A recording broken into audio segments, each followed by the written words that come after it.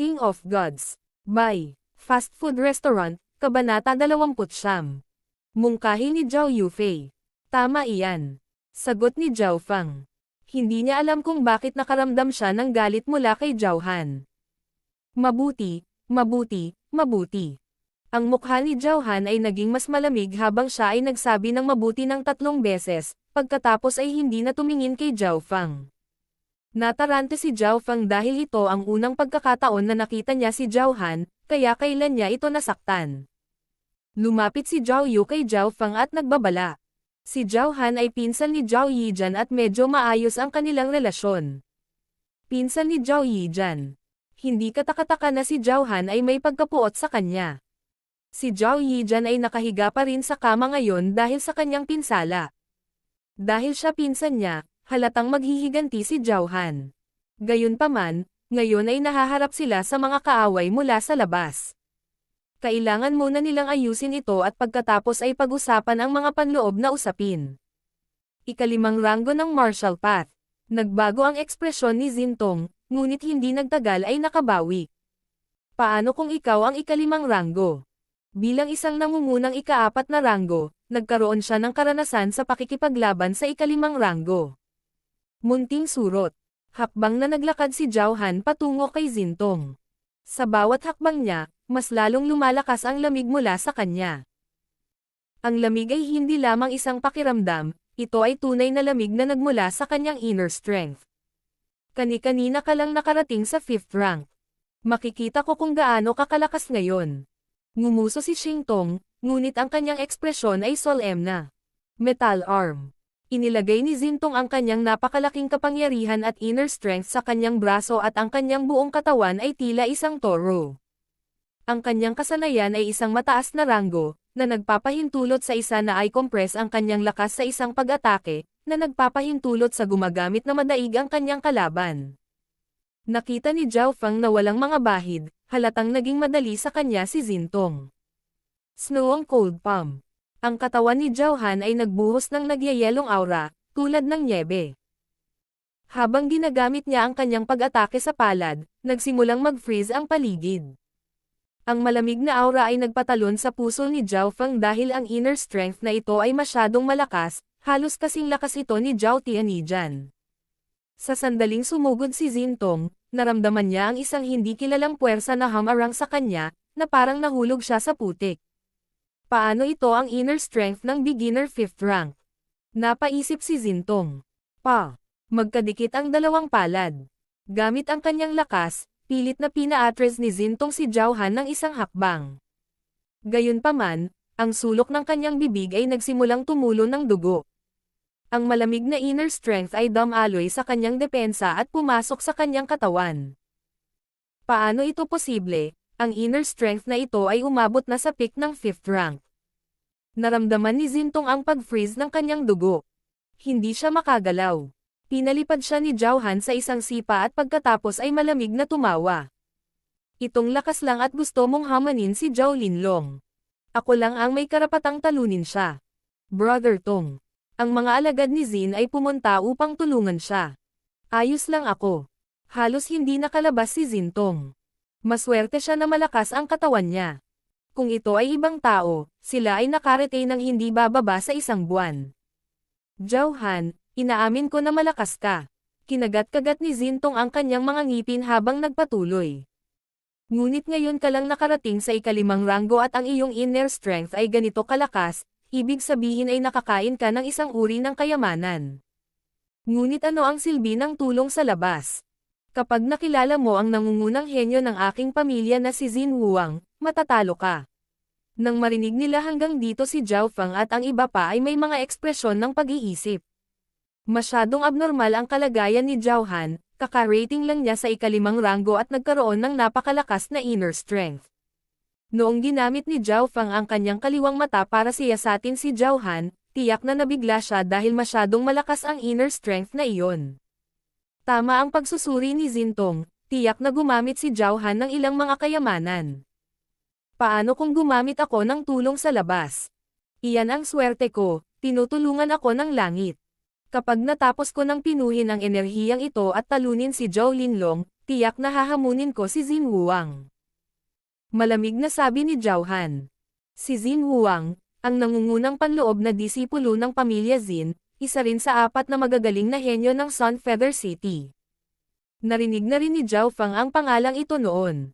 Malamang, si Xin Huang ang pinakamataas na henyo sa 4 at naabot niya ang ika-5 ranggo noong 1 taon. Mas malakas pa siya kay Zhao Linlong. Mula nang matalo si Xin Tong, mabilis na umalis ang mga disipulo ng pamilya Xin na nasa pagitan ng kanilang mga binti ang kanilang mga buntot. Kalahating taon lang ang ginamit ni Zhao Han para maabot ang ika-5 ranggo. Nasa sabik ako para sa pangunahing paligsahan sa loob ng 10 araw. Si Zhao Han ang pangunahing pinagtutuunan ng pansin ng mga tao. Malinaw, ang pagganap ni Zhao Fang ay hindi masama, gamit ang lakas ng isang half-step martial artist upang talunan ang isang tunay na martial artist. Bago umalis, tinitigan ni Zhao Han si Zhao Fang. Hindi siya iniwasan ni Zhao Fang at hinarap si Zhao Han sa mata. Hindi siya naniniwala na aatakehin siya ni Zhao Han ngayon, sa harap ng lahat ng iba pang disipulo ng sekta ng Zhao. Kahit na hindi siya manalo, magagamit pa rin ni Zhao Fang ang lightly floating fairy para makatakas. Gagawin ko ang ginawa mo. Magkikita tayo kapag hinamon kita sa tournament. Gagawin ko ang ginawa mo. Nanlamig si Zhao Fang. Nabali niya ang braso ni Zhao Yijan sa paligsahan ng mga panlabas na disipulo. Ang kahulugan ni Zhao Han sa paggawa ng ginawa mo ay napakalinaw na. Sa pagbabalik, tinanong ni Zhao Fang si Zhao Yu sa tabi niya. Ano ang mapaghamong bagay na pinag-usapan niya? Bawat Inner Disciple Tournament ay ginagawa sa pamamagitan ng paghamon. Ang bawat kalahok ay maaaring hamanin ang isang partikular na tao. Paliwanag ni Zhao Yu. Kahit na ito ay maaaring mangyari. Tumibok ang puso ni Zhao Fang habang naiintindihan niya ang kahulugan ni Zhao Han. Inilatag na ni Zhao Han ang lahat ng kanyang mga plano ng malinaw at maayos, lubos siyang nagtitiwala sa kanyang sarili. Bagamat isa itong bukas na plano, mahirap itong iwasan. Gusto mo bang mabali ang braso ko? Ang ekspresyon ni Zhao Fang ay naging mas malamig at mas malamig. 10 araw na lang ang natitira bago ang pangunahing paligsahan. Si Zhao Fang ay lalong nagal-inang. Gabi-gabi ay gagawin niya ang kanyang inner strength sa pamamagitan ng pagsasanay sa air crossing breathing technique. Alam ni Zhao Fang na nasa inner strength ang distansya sa pagitan niya at ni Zhao Han. Sa mga tuntunin ng pagiging komplikado, ang air crossing breathing technique ay ang pinakamataas na baitang na may mataas na ranggo na martial art, na halos umabot sa pinakamataas na ranggo na martial art na kategorya. Masasabing ito ang pinakamahusay na martial art sa lahat ng mga disipulo ng sekta ng Zhao. Ang ikalawang araw, naramdaman ni Zhao Fang na ang kanyang Angry Dragon Fists ay lalong nagiging perpekto habang nagsasanay siya sa hardin. Ang kaliwang mata ni Zhao Fang ay nagtala ng maraming kawili-wiling labanan sa pagitan ng mga disipulo at ginamit ang lahat ng ito upang gawing perpekto ang kanyang Angry Dragon Fists. Sa makatuwid, pagkatapos maabot ng Angry Dragon Fists ni Zhao Fang ang tuktok ng antas, unti-unting tumataas ang kapangyarihan. Ang lakas niya ngayon ay higit pa sa doble nang mayroon siya sa Outer Disciples Tournament. Pwede ba akong pumasok? Isang malinaw na tunog ang narinig mula sa labas. Naramdaman ni Zhao Fang na pamilyar ang tunog at nakita niya ang isang batang babae na nakasuot ng lila na nakatayo sa labas na naghihintay. Siya yon. Medyo nagulat si Zhao Fang. Hindi ba ako welcome? Bahagyang kumurap ang magagandang kilay ni Zhao Yufei, ang kanyang ngiti ay parang lotus, dalisay at inosente. Pumasok ka. Hindi nagtagal ay nakabawi si Zhao Fang sa kanyang kagandahan. Matapos pumasok si Zhao Yufei, hindi nagtagal ay sinabi niya sa kanya ang punto ng kanyang pagbisita, ito ay upang makipag-spar kay Zhao Fang. Malinaw, medyo ayaw ni Zhao Yufei matapos matalo kay Zhao Fang noong nakaraang pagkakataon. Okay, pero huwag nating saktan ang isa't isa. Malinaw na hindi siya tinanggihan ni Zhao Fang dahil siya ang tanging panlabas na disipulo na maaaring makipag-away sa kanya. Hindi nagtagal ay nag-away ang dalawang figure sa buong hardin. Habang nag-sparring, itinulak lang ni Zhao Fang ang Angry Dragon Fist sa pinakamataas na antas. Kahit noon pa ay nakuha niya ang mataas na kamay. Pagkalipas ng kalahating oras na insenso ang pagsunog, natalo si Zhao Yufei, ang kanyang paghinga ay napunit habang ang kanyang mga kilay ay kumikislap. Ang iyong inner strength ay nabuo at umaatake ng napakabilis. Nagbibigay din ito sa akin ng misteryoso at lumulutang na pakiramdam, anong uri ng lihim na pamamaraan ito. Sa labanan, na-control ni Zhao Feng ang kanyang inner strength sa parehong antas ni Zhao Yufei. Gayunpaman, ang inner strength ni Zhao Feng ay lumikha pa rin ng mas maraming pressure kaysa sa kanya. Ito ay dahil sa air crossing breathing technique. Nililinang ko ang 3 breaths technique, isang mataas na ranggo na martial art na nakatutok sa inner strength, ngunit hindi ito kasing lakas ng sa kanya. Nagulat si Zhao Yufei sa kanyang puso. Hihihi, espesyal na kasanayan ko yon, hindi sasabihin. Magiliw na ngumiti si Zhao Feng. Ang pagtanggi ni Zhao Feng ay nagulat kay Zhao Yufei dahil hindi gaanong mga kabataang kapareho ng edad ang tatanggi sa kanyang mga panukala. Ang kanyang mga mata ay umikot habang nakangiting sinabi. Malinaw na mayroon ka pa ring mga pagkukulang, kung mayroon kang ilang interes, maaari tayong gumawa ng isang deal na nagpapahintulot sa ating dalawa na makakuha ng mga benepisyo. Oh, pag-usapan natin ito. Agad na interesado si Zhao Feng. King of Gods, Kabanata 30. Metal Wall Technique.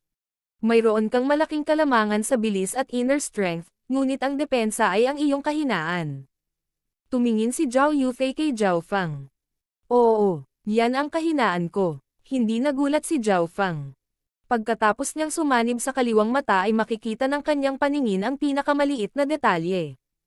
Dahil madaling makita ni Zhao Feng ang mga pagkukulang ng kanyang kalaban, nakikita rin niya ang sarili niya. May natutunan ka na bang pamamaraan sa pagpapalakas ng katawan? Bahagyang nagulat si Zhao Yufei. Wala. Hindi naman sa ayaw niya. Kailangan lang ng pamamaraan ng pagpapalakas ng katawan para sanayin at hindi madaling matutunan sa loob ng maikling panahon. Ang mga normal na kasanayan at diskarte ay nangangailangan lamang ng pag-unawa at talento upang madaling sanayin ang mga ito sa loob ng maikling panahon. Tanging mga diskarte sa pagpapalakas ng katawan ang nangangailangan ng mga mapagkukunan pati na rin ang pagsisikap na matuto. Ang katawan ang pundasyon ng paglilinang. Ang isang mataas na ranggo na diskarte sa pagpapalakas ng katawan ay hindi lamang makakatulong na patatagin ang pundasyon ng isang tao, maaari din itong mapabuti ang depensa ng isang tao. Gusto ba ni Big Brother Zhao Feng na matuto ng isa? Magiliw na ngumiti si Zhao Yufei. Ang bahaging Big Brother Zhao Feng ay nagpatibok ng puso ni Zhao Feng.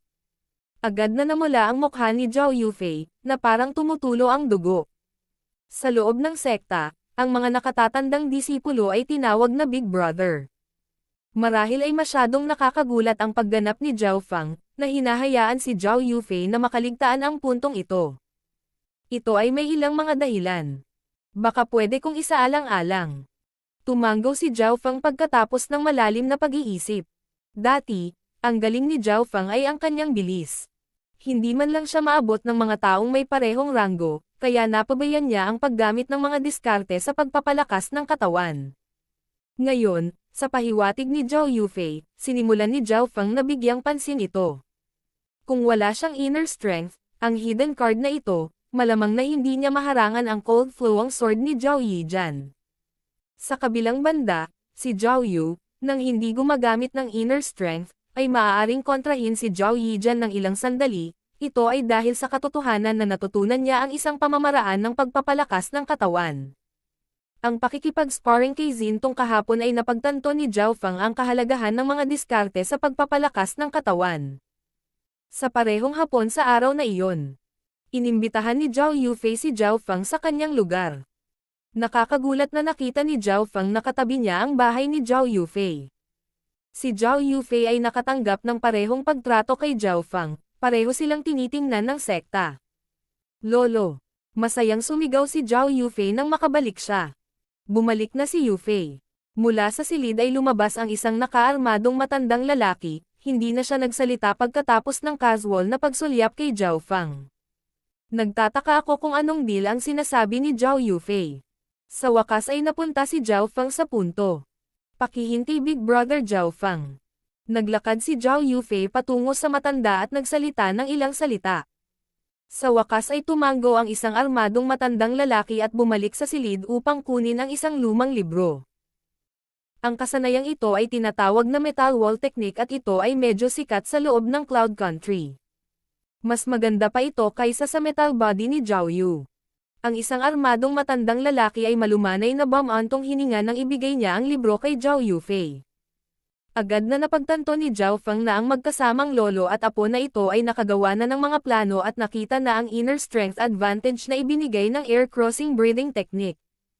Ang dahilan kung bakit gustong makipag-spar ni Zhao Yufei kay Zhao Feng ay para ituro na kulang ang kanyang katawan, kaya nagmumungkahi ng deal. Metal wall technique. Marahang bamulong si Zhao Feng. Wala pa siyang narinig na nagsasalita tungkol sa diskarteng ito noon.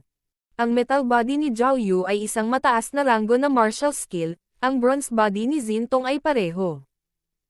Ayon sa matanda, mas maganda ang pamamaraan ng pagpapalakas ng katawan na ito kaysa metal body. Ang kasanayang ito sa pagpapalakas ng katawan ay isang pinasimpleng bersyon ng holy martial skill na silver wall technique. Kahit na ito ay pinasimple at naglalaman lamang ng unang ikatlong bahagi nito, maaari pa rin itong ituring na isang peak high-rank martial art. Mayabang nasabi ng matanda. Holy martial art. Huminga ng malamig si Zhao Feng at sinimulang suriin ang isang armadong matandang lalaki. Upang makuha ang ganoong mataas na ranggo na kasanayan, hindi siya maaaring magkaroon ng isang simpleng background. Ginamit niya ang kanyang kaliwang mata ngunit nalaman niyang ang dugo sa loob ng matanda ay katulad ng dugo ng isang karaniwang tao, wala itong aura na nagmumula sa inner strength. 10 taon na ang nakalilipas, nawala ang aking paglilinang sa isang aksidente. Tila naramdaman ng matanda ang inspection ni Zhao Feng at nagpaliwanag. Sorry.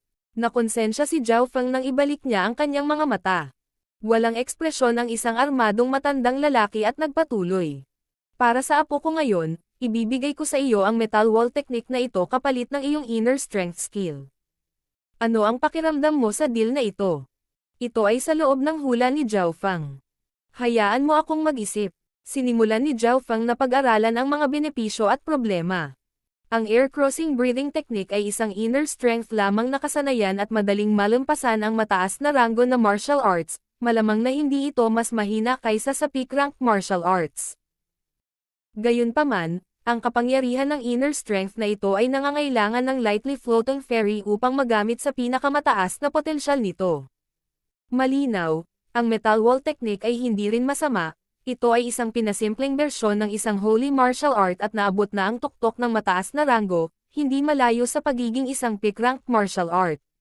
Sa pag-iisip hanggang dito, hindi nagtagal ay nakuha na ni Zhao Feng ang kanyang sagot. Sige.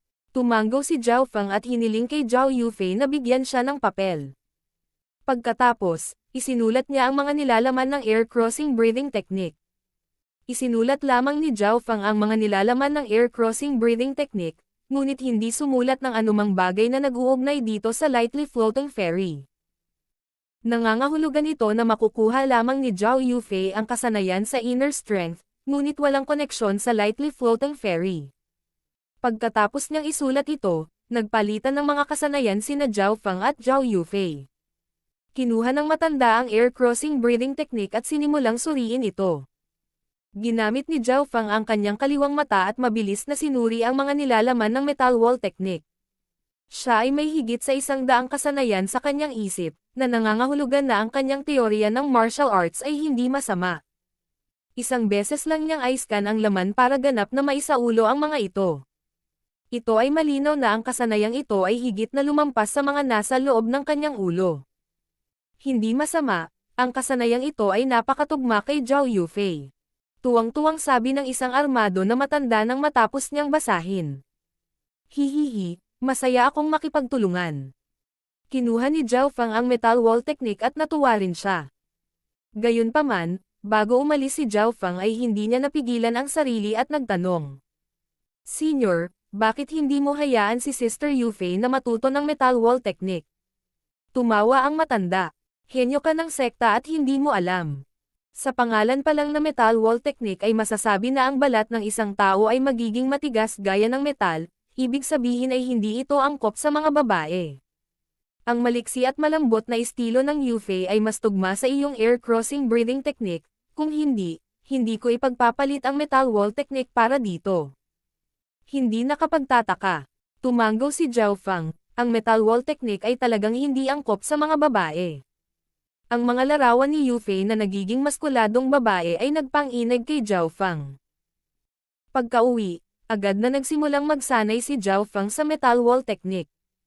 Ang mga normal na diskarte sa pagpapalakas ng katawan ay madaling maunawaan. Gayunpaman, ang metal wall technique na ito ay hindi isang normal na pamamaraan. Ang intindihin lamang ito ay higit na nalampasan ang iba pang mataas na ranggo na martial arts. Gayunpaman, hindi nito binawi si Zhao Fang habang dahan-dahan niyang ginamit ang kanyang kaliwang mata upang pagsamahin ang mga nilalaman sa kanyang isipan at nilalaro ang mga ito pabalik-balik. Nang gabing iyon ay tuluyang pumasok si Zhao Fang sa pintuan ng metal wall technique. Ang metal wall technique ay may kabuuang 7 antas. Ang unang 3 antas ay nagpapahintulot sa balat ng isang tao na tumigas. Matapos maabot ang ikatlong antas, ang balat ng isang tao ay magiging kasing tigas ng metal at makakaharang ng mga espada. Makikita na ang kasanayang ito ay mas komplikado kaysa sa metal body ni Zhao Yu. Kinailangan ng metal body ni Zhao Yu na magtipon ng lakas sa isang tiyak na punto para harangin ang mga espada. Ang ika-4 na antas, gamit ang inner strength upang patigasin ang mga buto ng isang tao, na nagbibigay daan sa isa na mabilis na mapataas ang kanyang kapangyarihan. Mula lamang sa katawan ng isang tao ay makakalaban ng mga sandata at inner strength. Sa sandaling makarating dito, ang buong katawan ay magiging kasing lakas ng isang metal na pader. Nagsimulang lumiwanag ang mga mata ni Zhao Fang habang nagbabasa siya hanggang dito. Ang kakayahan sa pagpapalakas ng katawan na ito ay maaaring makapagpataas ng lakas ng isang tao. Kung maaari kong linangin ang metal wall technique sa ika-4 na antas, magkakaroon ako ng 70% pagkakataon na maabot ang nangungunang 3. Napaisip si Zhao Fang. Ang ika-5 antas. Ang pag-abot sa antas na ito, ang katawan ng isang tao ay maaaring makabasag ng mga sandata. Ang ika-6 na antas. Ang isang tao ay maaaring makayanan ang anumang pag-atake mula sa ika-7 ranggo ng martial path at hindi nasaktan. Ang ika-7 antas. Isang perpektong katawan na hindi matutunaw sa sobrang init. Matapos basahin ang huling ilang bahagi, nagulat si Zhao Fang. Lalo na ang ika-7 antas, halos umabot na ito sa antas na hindi tao. Kapag inilagay sa mga hurno at hindi matuno, anong uri ng konsepto ito? Kung ang isang katawan ay gawa sa balat, dugo at buto, matutunaw pa rin sila kapag inihagis sa isang pugan. Kung ang isa ay makapagsanay ng metal wall technique sa ika-7 antas, walang sino man sa ilalim ng ika-9 na antas ang makakasakit sa isa. Sa tingin ko ay nakakuha ako ng malaking deal. Nasa sabik si Zhao Fang habang dinobol niya ang kanyang pagsisikap na sanayin ang kasanayang ito. Dahil naunawaan na niya ang inner strength at naabot na niya ang ika-4 na ranggo, ang bilis ng pagsasanay ni Zhao Fang ay napakabilis. Isang araw lang ang inabot niya para makarating sa unang antas. Natagpuan ni Zhao Fang na lumakas ang kanyang balat pagkatapos maabot ang unang antas. Ito ay napakalinaw. Gayunpaman, pagkatapos niyang maabot ang unang antas nalaman niya na ang bilis ay nabawasan ng husto. Tinansya ni Zhao Fang na kailangan niya ng hindi bababa sa 10 araw upang maabot ang ika-2 antas. May 10 araw pa bago magsimula ang main family tournament. Naisip ni Zhao Fang, pagkatapos ay nagpasya siyang bumalik sa medicine pavilion at bumili ng body strength eneng powder. Ang bawat pouch ng body strength eneng powder ay nagkakahalaga ng 2,000 pilak at magagamit lamang ng 3 beses upang mapataas ang bilis ng kanyang kakayahan sa pagpapalakas ng katawan. Napatikip si Zhao Fang sa kanyang mga ngipin habang bumili siya ng 3 bag, na nagkakahalaga ng 6,000 pilak. Sa natitirang pilak, binili niya ang isang air pill, na nagkakahalaga din sa kanya ng 6,000 pilak. Alam ng lahat na ang epekto ng air pill ay upang madagdagan ang dami ng inner strength na maiimbak ng isa. Makikita na hindi nakalimutan ni Zhao Fang na linangin ang kanyang inner strength. 3 pouch ng body strength eneng powder at isang air pill ang gumastos ng lahat ng ipon ni Zhao Fang. Pagka-uwi, agad na binuksan ni Zhao Fang ang isang pouch ng body strength eneng powder at nagsimulang magtanim ng metal wall technique habang nakababad siya sa gamot. Isang mainit na pakiramdam ang nagsimulang mag-alab sa loob ng kanyang katawan habang nakababad siya sa gamot. At habang tumatagal, nagsimulang bumaon sa kanyang katawan ang nagniningas na pakiramdam. Biglang may narinig na kakaiba pero pamilyar na tunog. Pa. Ang lalim ng kaliwang mata ni Zhao Fang ay nagsimulang maglabas ng sizzles ng init na sumanib sa gamot. Ho! Isang kakaibang mainit na pakiramdam ang umalangaw-ngaw sa kanyang katawan at nagpabilis ng kanyang pagsasanay. Ito. Nagulat si Zhao Fang ngunit hindi nag-aksaya ng oras sa pagsipsip ng enerhiya sa loob ng gamot. King of Gods, Kabanata 31. Layunin ng pagpatay ng Sky Forest. Ano ang nangyayari?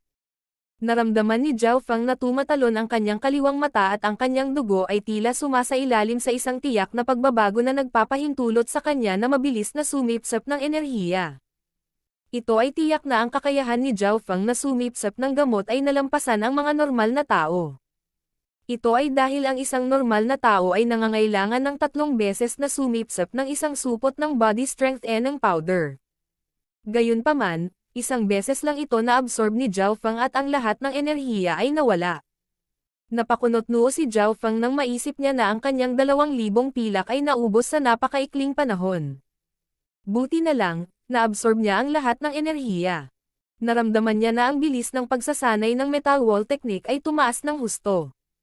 Anong klaseng mutation ang nangyari sa katawan ko? Ang bilis ng aking pagsipsip ay tumaas ng husto. Naramdaman ni Zhao Fang na ang kanyang sariling katawan ay may mga lihim na hindi niya alam. Nakumpirma lamang niya na ang lahat ng ito ay may kinalaman sa kanyang kaliwang mata. Kinabukasan, ilang beses munang nilinang ni Zhao Fang ang air crossing breathing technique, pagkatapos ay ipinagpatuloy ang paggamit ng body strength ng powder.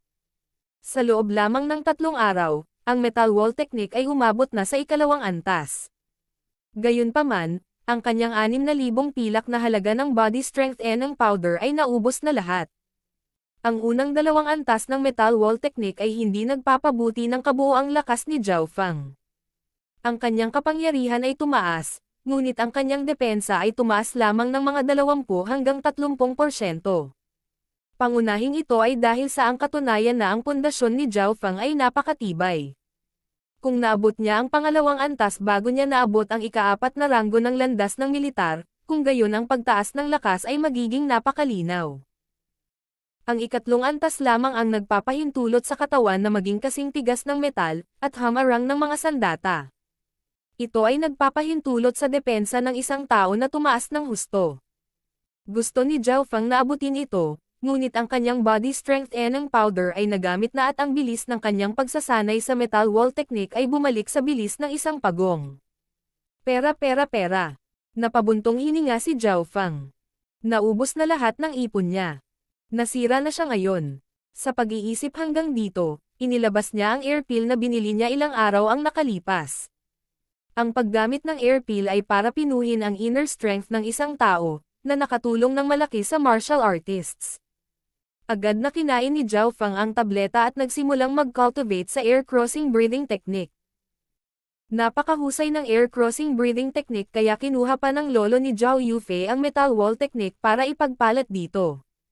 At sa mental energy na natamo niya mula sa kanyang kaliwang mata, si Zhao Fang ay maaaring maglinang ng 2 beses kaysa sa dati, kaya't pinapayagan ang kanyang inner strength na tumaas ng napakabilis. Muling naramdaman ni Zhao Fang ang init na nagmumula sa kanyang kaliwang mata na nagbigay daan sa kanyang pagsipsip na tumaas. Makalipas ang 1 araw at 1 gabi. Nagpakawala ng hininga si Zhao Fang habang itinaas ang kanyang palad. Mabagal na umikot ang isang berdeng malabong glow, nagdala din ito ng malakas na pressure. Naabot na ng kanyang inner strength ang peak 4th rank nang hindi nalalaman. Dahil ang metal wall technique at air crossing breathing technique ay parehong nagpapatuloy, ang pundasyon ni Zhao Fang ay nagsimulang maging mas matatag. Kinakalkula niya na may 6 hanggang 7 araw pa bago ang tournament. Ang metal wall technique ay nasa tuktok ng ika-2 antas at ang aking inner strength ay maihahambing sa tuktok ng ika-4 na ranggo. Ang aking paglilinang ay halos nasa tuktok din ng ika-4 na ranggo. Sinuri ni Zhao Fang ang kanyang lakas. Sa lakas na ito, nagkaroon siya ng 40 hanggang 50% na tsansa na maabot ang nangungunang 3. Gayunpaman, upang manalo, si Zhao Han ay mayroon lamang 30%, pati na rin ang isang 70% na pagkakataong mabubunot sa pamamagitan ng pag-asa sa bilis ng lightly floating ferry. Hindi sapat. Umiling si Zhao Feng, napakababa ng pagkakataong manalo. Matalo man o hindi si Zhao Han o maabot ang nangungunang tatlo, kailangan niyang dagdagan ang kanyang lakas. Gayunpaman, ang pagkilos sa mga normal na paraan ng paglilinang, ang kanyang paglilinang at metal wall technique ay mahirap pagbutihin. Mukhang kailangan kong pumunta ulit sa Sky Cloud Forest. Sabi ni Zhao Feng pagkatapos mag-isip ng malalim. Agad niyang kinuha ang isang mahabang parihabang kahon sa loob ng silid. Isang silver bow ang nakalagay sa loob ng wooden box.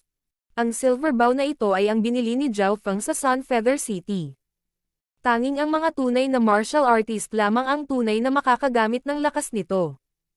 Habang hawak ang busog, umalis si Zhao Feng sa sekta ng Zhao. Pagkatapos ay bumili siya ng ilang item sa Sun Feather City bago tumungo sa Sky Cloud Forest. Sa sandaling umalis siya sa Sun Feather City, 3 anino ang kumislap sa mga tarangkahan ng lungsod bago umalis. 2 sa mga taong ito na nakasuot ng itim ay may itim na balat at magkamukha. Brother, malamang pupunta ang batang iyon sa Sky Cloud Forest. Agad na sabi ng isa sa nakaitim na damit. Napakagaling. Ito ang perpektong lugar para gawin natin ang ating trabaho. Tinitiyak ng planong ito na tiyak na mamamatay ang batang ito. Puno ng killing intent na sinabi ng kapatid. Maaaring sanayin ni Zhao Feng ang lightly floating ferry tuwing gusto niya kapag walang tao sa paligid. Siya ay kasing liwanag ng isang balahibo na lumulutang sa hangin, minsan dobleng tumatalon sa himpapawid. Sa wakas, ngayon, naabot ng lightly floating ferry ang mababang antas. Teng. Teng. Sa bukas na lugar na ito ay nakaramdam siya ng kalayaan na parang isang ibon. Nasa pang-4 na ranggo lang ako ng martial path at ganoon ang pakiramdam. Kung malalampasan ko ba ang ika-9 na ranggo, magagawa ko bang lumipad? Nasa sabik na nag-isip si Zhao Feng. Makalipas ang kalahating oras, sa wakas ay narating ni Zhao Feng ang Sky Cloud Forest. Ang walang katapusang kagubatan ay nagmistulang bukas na bibig ng isang nakamamatay na hayop. Walang nakakaalam kung ano ang nasa pinakamalalim na bahagi ng Sky Cloud Forest. Ang alam lang ni Zhao Feng ay ang mas malayo pa, mas malamang na makakatagpo ang isang nakamamatay na hayop. Ang mga pagkakataon at panganib ay magkakaugnay sa isa't isa. Maingat na iniskan ni Zhao Feng ang lugar gamit ang kanyang kaliwang mata para sa mga palatandaan ng hindi kilalang mga hayop. Paminsan-minsan ay nakakasalubong niya ang ilang malalakas na nakamamatay na hayop at lumipad ng 30 milya palabas. Inilabas ni Zhao Feng ang kanyang silver bow at inilagay ang kanyang inner strength dito. Ang string ay nagsimulang manginig sa lakas. So, isang pilak na palaso ang bumaril sa kagubatan at tumama sa isang 200 kilo na baboy ramo, 200 metro ang layo. Tong. Ang palaso ay pumutok sa mata at ulo ng baboy, na nag-spray ng dugo kung saan-saan. Ilang sandali itong pumiglas bago bumagsak. Ang 200 kulang na baboy ay magiging isang mahirap na tagumpay kung labanan ng ulo ng mga magsasaka sa ika-3 ranggo. Hindi kinuha ni Zhao Feng ang bangkay ng baboy. Sinasanay lang niya ang kanyang kakayahan gamit ang busog. Ang totoong target niya ay mabangis na hayop. Sa pamamagitan lamang ng pagpatay sa mga mabangis na hayop makakakuha siya ng pilak na kailangan niya para sa mga mapagkukunan ng paglilinang. Hindi masama ang kapangyarihan nitong silver bow. Ang lakas ng bawat arrow ay katumbas ng buong lakas na hit ng ika-4 na ranggo sa loob ng 300 hakbang. May lason din ang aking mga palaso. Kung nataman ko ang isang mahalagang lugar ito ay kapareho ng pinsala sa isang ika-5 ranggo. Si Zhao Feng ay labis na nasisiyahan sa kanyang sarili. Bilang isang mamamana, napakataas ng rate ng pagpatay at pag-survive ni Zhao Feng. Clap, clap, clap. Hindi masama, hindi masama. Hindi ko akalain na ang target ko sa pagkakataong ito ay isang mamamana. Isang tunog ng pagpalakpak ang nanggaling sa harapan. Sinong iyon? Nagulat si Zhao Feng. Nakita niya na sa tuktok ng puno, 200 metro ang labas, ay nakatayo na payat na parang buto na nakadamit ng mga buto. Ang taong ito ay parang multo na nakasabit sa puno. Kung ang isa ay hindi sapat na maingat, ang isa ay iisipin na ito ay isang basahan. Sa pamamagitan ng kanyang kaliwang mata, nalaman ni Zhao Feng na ang aura ng tao ay pinagtagpo sa kakaibang paraan, na nagiging sanhi ng pagkawala ng aura. Sa pamamagitan ng kanyang unang inspeksyon, naabot ng kaaway ang ikalimang ranggo ng martial path at natutunan din ang isang kasanayang katulad ng hiding air technique, pati na rin ang isa pang kasanayan sa pagsubaybay. Sino? Hihihi. Malapit ka nang mamatay, hindi mo ba nauunawaan? Nanunuya ang lalaking nakasuot ng kulay abo. Mukhang wala siyang balak umatake sa maikling panahon. Gayunpaman, ang kanyang mga mata ay palaging nakalock kay Zhao Feng. Hawak ng kamay ni Zhao Feng ang tatlong lason na arrow habang nakaharap siya sa assassin. Bakit hindi siya kumilos? Nakaramdam ng kakaiba si Zhao Feng. Pero di nagtagal ay nalaman niya kung bakit. Hahaha. Bata, mamamatay ka na.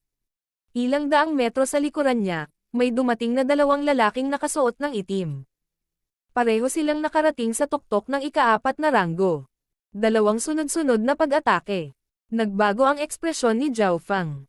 Gayunpaman, ang lalaking nagbigay sa kanya ng pinakamapanganib na pakiramdam ay ang nasa harap niya.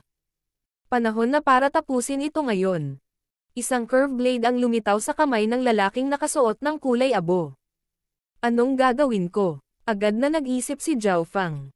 Sa sandaling ito, mula sa kaibuturan ng kaliwang mata, ay isang pamilyar na tunog ng kalabog. Sa ilalim ng panganib na ito, ganap na itinulak ni Zhao Feng ang kanyang kaliwang mata sa pinakamataas na paningin at bilis ng reaksyon. Patayin. 1 o 200 metro na ngayon ang layo ng dalawang lalaki sa likuran niya. Bumagal ang bawat kilos nila sa mga mata ni Zhao Feng. Gayunpaman, ang lalaking nakaabo na nakadamit sa harap ay nakatayong parang kahoy, hindi gumagalaw. Gayunpaman, ang kaliwang mata ni Zhao Feng ay nakalock pa rin sa lalaking ito dahil siya ang pinakamapanganib sa lahat. 100 metro. Histeryosong tumatawa ang dalawang nakaitim na lalaki. Tila naisip na nila kung paano hiwa-hiwain si Zhao Feng. Gayunpaman, kalmado pa rin si Zhao Feng. Biglang naramdaman ng kaliwang mata ni Zhao Feng ang dugo at inner strength na kumikilos sa loob ng katawan ng lalaking nakasuot ng kulay abo. Sa sandaling ito, mapanganib na kumislap ang mga mata ni Zhao Feng habang inilalagay niya ang tatlong nakal-alasong palaso sa busog. Ang tatlong arrow ay nakaayos sa isang kakaibang posisyon, tulad ng isang tatsulok na bumaril patungo sa lalaking nakasuot ng kulay abo. King of Gods, Kabanata 32. Paghabol sa buhay o kamatayan. Habang hinihila ni Zhao Feng ang kanyang pana, ang ekspresyon ng lalaking nakasuot ng kulay abo ay naging mapanukso. Gayunpaman, nang ang tatlong arrow na iyon ay tumama sa kanya, biglang nagbago ang kanyang ekspresyon. Ang tatlong lasong arrow na ito ay may maliliit na puwang sa pagitan ng mga ito at hindi papunta sa isang tuwid na linya. Gayunpaman, ang paraan ng pagkakaayos nito ay nangangahulugan na wala siyang mga ruta ng pagtakas, ganap siyang nakalock. Ang lalaking nakaabo na nakadamit ay nag-swipe ng kanyang kamay at isang bug zone ng hangin ang pumutol sa unang palaso, ngunit ang pangalawang palaso ay dumating kaagad pagkatapos. Kung gusto niyang iwasan ang pangalawang arrow at pagkatapos ay atakihin si Zhao Feng gamit ang pinakamagandang ruta na posible, kailangan niyang harapin ang ikatlong palaso. Ang ikatlong palaso ay tila kinakalkalo kung ano ang kanyang magiging reaksyon. Paano niya nagawa ito? Nanliit ang balintataw ng lalaking nakaabo na nakadamit habang ang kanyang ekspresyon ay naging gulat. Kung ang lahat ng ito ay pinlano ni Zhao Feng, ito ay magiging lubhang nakakatakot. Siya ay isang kabataan na wala pang 14 na taong gulang. Hindi niya alam na nakatutok na sa kanya ang kaliwang mata ni Zhao Feng. Lahat, kasama ang kanyang tibok ng puso at bilis ng paghinga, ay nasa ilalim ng mahigpit na pagbabantay. Naipana ni Zhao Feng ang kanyang mga palaso ayon sa mga pagbabago sa katawan ng kalaban. Napunta sa plano ang lahat. Ang tatlong palaso ay nagpatigil sa lalaking nakaabo na nakadamit ng ilang hininga. Walang pinagkaiba. Mamamatay ka pa rin ngayon. Puno ng lamig ang boses ng lalaking nakasuot ng kulay abo. Gayunpaman, ang mga aksyon ni Zhao Feng pagkatapos noon ay naging dahilan upang siya ay muling natigilan.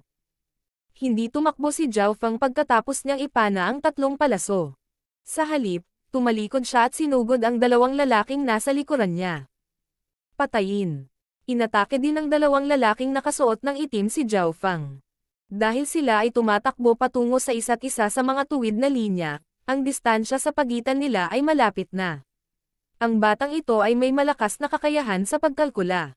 Medyo nabahala ang lalaking nakasuot ng kulay abo. Ang mga aksyon ni Zhao Fang ang naging pinaka-perpektong paraan para makatakas. Una, hindi siya agad tumakbo. Napakababa ng kanyang pagkakataong makatakas sa ilalim ng dalawang grupo ng mga tao. Kahit papaano, kinumpirma ni Zhao Fang na ang bilis ng lalaking nakasuot ng kulay abo ay hindi magiging mas mabagal kaysa sa kanya, kung hindi siya maaaring magpakita sa kanyang harapan na parang multo. Pangalawa, napakahirap para kay Zhao Fang na makahanap ng punto ng pambihirang tagumpay. Matapos ikumpara ang tatlong tao, naisip ni Zhao Fang na ang dalawang lalaking nakasuot ng itim ay mas mahina. Kung mabilis niyang tapusin ang dalawang ito, at pagkatapos ay mag-concentrate sa lalaking nakasuot ng kulay abo, mas malaki ang tsansa niyang manalo. Habang papalapit si Zhao Fang at ang dalawang lalaki. Paano lalaban ang isang maliit na half-step martial artist laban sa dalawang peak 4th rankers? Ang lalaking nakaabo na nakadamit ay hindi nakaramdam ng apurahan. Hindi niya kailangan ang dalawang lalaking nakaitim para patayin si Zhao Fang. Ang kailangan lang niya ay pigilin nila si Zhao Fang saglit, pagkatapos ay tiyak na mamamatay si Zhao Fang. Patayin. Angry Dragon Fists. Habang nakikipagpalitan ng suntok si Zhao Fang sa dalawang lalaking nakaitim na nakadamit, ang kanyang katawan ay perpektong dumaan sa pagitan ng kanilang mga pag-atake. Biglang tumaas ang aura niya. Ano? Ang taong ito ay isang tunay na martial artist. Sa wakas ay nagbago ang ekspresyon ng lalaking nakasuot ng kulay abo. Malinaw na ipinakita ng aura ni Zhao Fang na naabot niya ang ika-4 na ranggo ng martial path. Ang kamao ni Zhao Fang ay parang isang umuungal na dragon na nagdala ng malabong berdeng kinang at bumagsak sa dibdib ng isa sa mga lalaking nakasuot ng itim. Basag. Agad na nabasag ang mga buto sa loob niya at agad siyang namatay. Ang sumasabog na inner strength ni Zhao Fang ay umabot na sa peak ng 4th rank at ang Angry Dragon Fists ay umabot na rin sa pinakamataas ng antas nito. Gamit ang isang kamao na iyon ay napatay niya ang isa sa mga lalaking nakaitim. Hindi lang ito dahil minamaliit nila si Zhao Fang, dahil din ito sa lakas ni Zhao Fang at sa kalkulasyon ng kanyang kaliwang mata. Nakababatang kapatid. Galit na tumili ang ibang lalaking nakaitim habang namumula ang mga mata. Angry Dragon Fists. Agad na inatake ni Zhao Fang ang ibang lalaking nakaitim. Ang pagiging maawain sa kaaway ay nangangahulugan ng pagiging malupit sa kanyang sarili. Hihiwin kita ng 10,000 beses dahil sa pagpatay sa aking nakababatang kapatid. Ang espada sa itim na nakadamit na martial artist ay biglang nagbigay ng napakalakas na inner strength habang galit na galit siyang hamarang kay Zhao Fang. Itigil mo siya. Sigaw ng lalaking nakaabo sa likod. Kailangan lang niya ang taong pumipigil kay Zhao Fang, hindi kinakailangang patayin siya. Sa kasamaang palad, ang lalaking nakasuot ng itim ay nawala sa kanyang isip at umatake ng baliw. Ganap na ginamit ni Zhao Fang ang kanyang kaliwang mata upang mahanap ang mga pagkukulang ng kalaban. Gayunpaman, ang kanyang oras ay limitado habang ang nakaabo na lalaki sa kanyang likuran ay humahabol.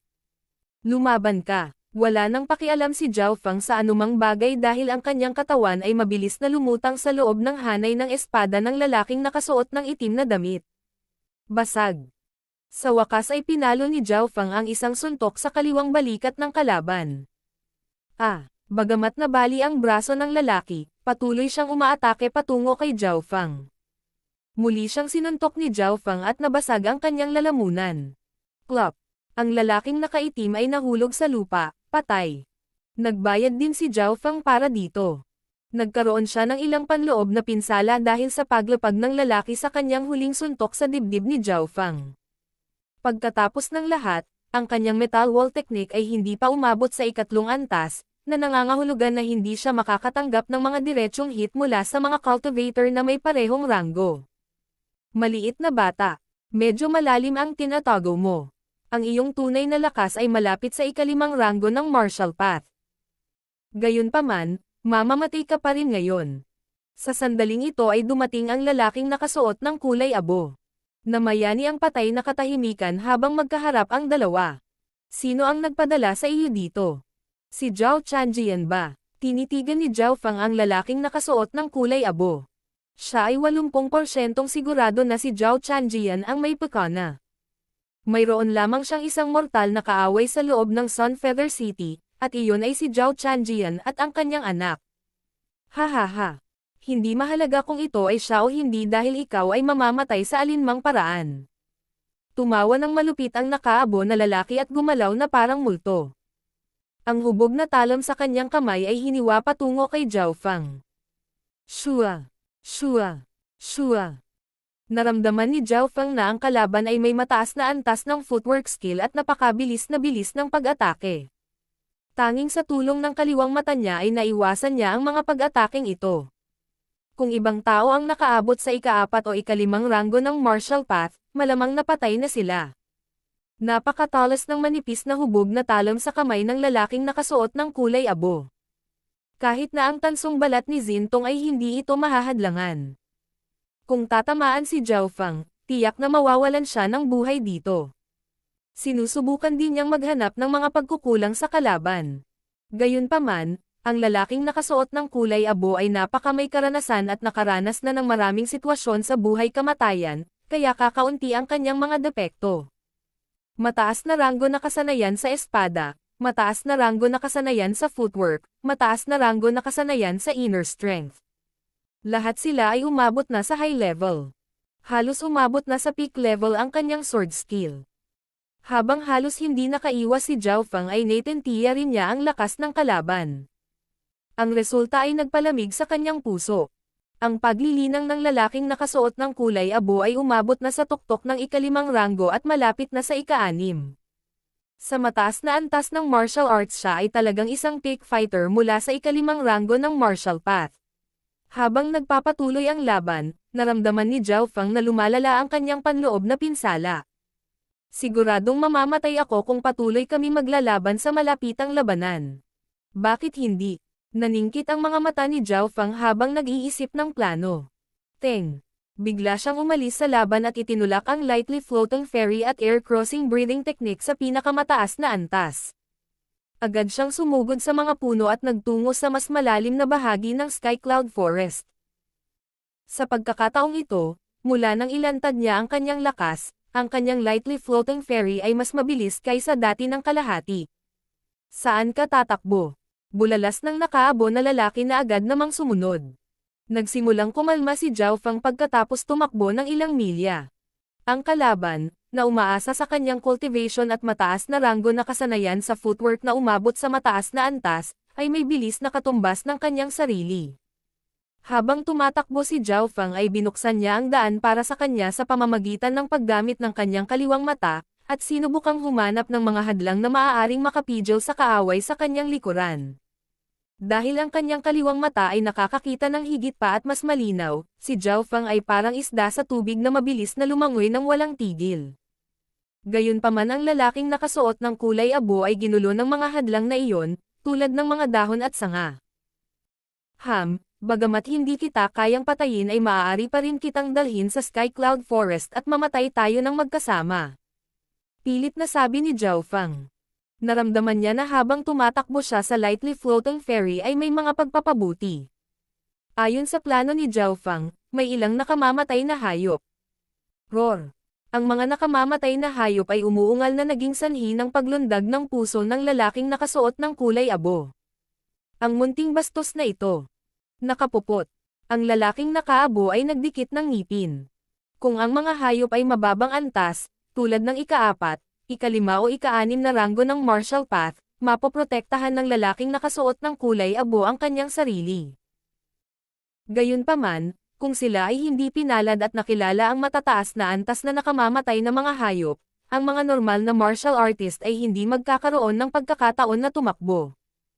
Iyon ay dahil ang mga matataas na antas na nakamamatay na mga hayop ay may lakas na maihahambing sa martial masters, na parang mga elder ng Jiao sect. Napakasimple ng plano ni Zhao Fang. Upang akayin ang lalaking nakasuot ng kulay abo sa mga lugar na may mas nakamamatay na mga hayop. Dahil ang kanyang kaliwang mata ay may supervision, madaling makita ni Zhao Feng ang lahat sa loob ng 10 milyang radius. Kapag narating nilang dalawa ang isang lugar kung saan may mga nakamamatay na hayop, agad na magtatago si Zhao Feng sa patay na sulok ng halimaw upang mahanap muna ng hayop ang lalaking nakasuot ng kulay abo. Roar! Roar! Pinangunahan ni Zhao Feng ang lalaking nakasuot ng kulay abo patungo sa dalawang silver striped blood leopards. Ang dalawang silver striped blood leopards na ito ay may masasamang mukha. Ang mga katawan nila ay mas malaki pa sa green-headed Tiger King. Tinansya ni Zhao Feng na ang lakas ng silver striped blood leopard ay nasa ikalimang ranggo ng martial path. Sa sandaling makapasok sila sa teritoryo ng silver striped blood leopard at inistorbo sila, agad na nagtago si Zhao Feng sa pagitan ng mga sanga ng puno at mabilis na ginamit ang hiding air technique para burahin ang kanyang aura. Ang kanyang hiding air technique ay umabot na sa mataas na antas at maaari na ngayong ganap na mabura ang aura ng isang tao, kabilang ang pabango pati na rin ang pagbaba ng sariling init ng katawan. Naiwasan ni Zhao Feng ang amoy ng dalawang silver striped blood leopard. Gayunpaman, ang lalaking nakaabo na humahabol sa likuran, ay hindi gaanong pinalad. Wala siyang paningin katulad ni Zhao Feng na nakikita ang lahat sa loob ng 10 milya. Roar! Road! Ho! Ang dalawang silver striped blood leopards ay sumugod patungo sa lalaking nakasuot ng kulay abo. Walang hiya na bata. Nagmura ang lalaking nakasuot ng kulay abo. Alam niya kung nasaan si Zhao Feng ngunit ang dalawang silver striped leopard ang dumating para sa kanya. Ang silver striped blood leopard ay may kamanghamanghang bilis habang humahampas sila sa mga sanga. Ang kanilang mga lakas ay nasa paligid ng tuktok ng ikalimang ranggo. Kung isa lang, madali itong matatalo ng naka-gray na lalaki, pero dahil dalawa, mahirap. Tulad ng lalaking naka-gray na binugbog ng silver striped blood leopards. Ha ha ha. Si Zhao Feng na nakatago sa pagitan ng mga puwang ng isang puno ay tumatawa ng tuwang-tuwa. Sa kaniyang misteryosong kaliwang mata, ang kanyang survival rate ay mas mataas kaysa sa iba. Hihihi, huwag mo akong sisihin sa pagtulong mo. Madilim na tumawa si Zhao Feng habang inalis niya ang silver bow sa kanyang likod at ikinabot ang 3 lasong palaso dito.